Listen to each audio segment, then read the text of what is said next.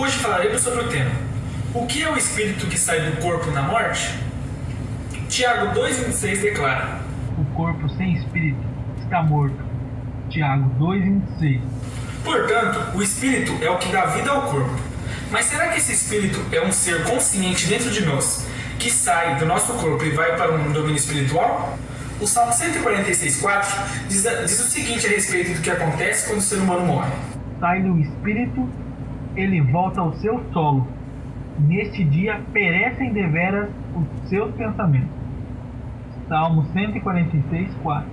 Se o espírito fosse um ser espiritual com personalidade e individualidade, os pensamentos continuariam com ele. Mas como mostra o texto citado, quando a pessoa morre, seus pensamentos também perecem com ela.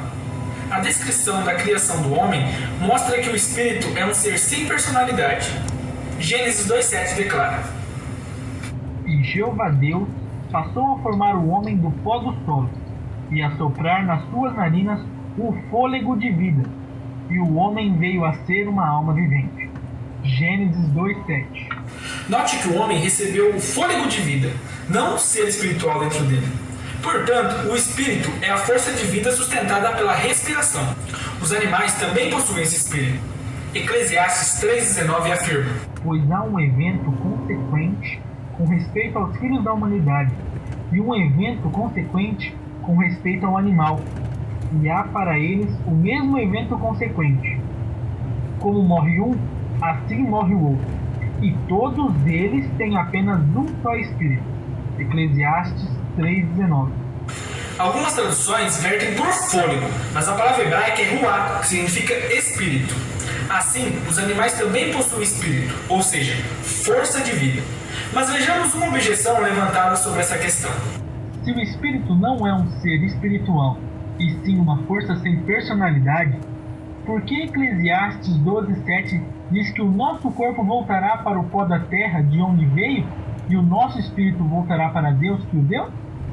Primeiro, note que o texto não diz respeito à morte de pessoas boas, mas sim de toda a humanidade, o que inclui também as pessoas más.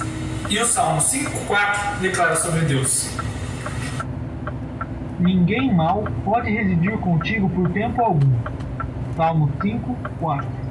Assim, o texto não pode se referir a um ser espiritual dentro de cada pessoa, boa ou má, viajando até a presença de Deus.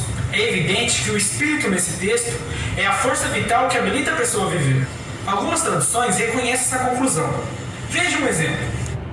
Então o pó volta para a terra de onde veio, e o sopro vital retorna para Deus que o concedeu. Bíblia Pastoral. Mas em que sentido o espírito retorna a Deus? Jó 34,14 fala de Jeová juntar a si o espírito e o fôlego do ser humano. Isso não significa que o ar inspirado pela pessoa percorre o espaço até a presença de Deus. Do mesmo modo, não deve-se pensar que o espírito, ou força vital, faça o mesmo percurso. Quando o espírito sai do corpo, ele simplesmente se dissipa. Nesse respeito, ele pode ser comparado à eletricidade, uma força invisível que movimenta diversos aparelhos. Mas quando o aparelho é desligado, a energia que existia nele deixa de existir. Na Bíblia, palavras como retornar ou voltar não exigem um movimento geográfico.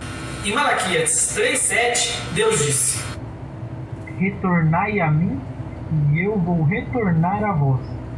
Malaquias 3,7. Naturalmente, esse retorno não envolveria os israelitas irem ao céu, nem Deus vir ao encontro dos israelitas. Significava sim uma mudança de proceder de cada lado. No caso dos israelitas, se exigia o arrependimento e a conversão. Da parte de Jeová, haveria o perdão e o favorecimento. De modo similar, quando alguém morre, todas as perspectivas de vida futura dessa pessoa passam a estar na mão de Deus.